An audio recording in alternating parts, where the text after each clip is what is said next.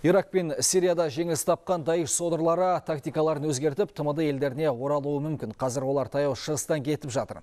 Бұл турасында ТМД мемлекеттері қауіпсіздік органдары мен арнайы қызмет жетекшілері кеңесінің Мәскеуде өткен отырысында айтылды. Терроризммен күрес мәселесі талқыланған жиынға еліміздің ұлттық қауіпсіздік комитетінің төрағасы Кәрім Мәсімов те қатысты.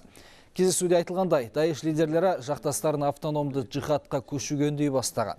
ТМД қауіпсіздік органдары болса, оның қатарына жаңадан адам қабылдайтын 11 арнаны әшкерелеген.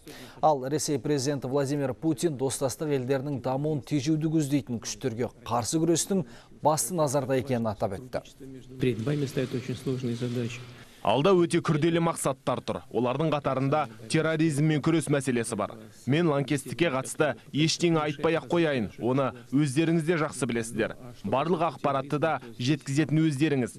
Елдерге төнген қауіпті жақсы түсінеміз. Жағдай ушығып барады. Әрине, лаңкестер қайдан қашып келеді деген мәселеге бейжай қарай алмаймыз.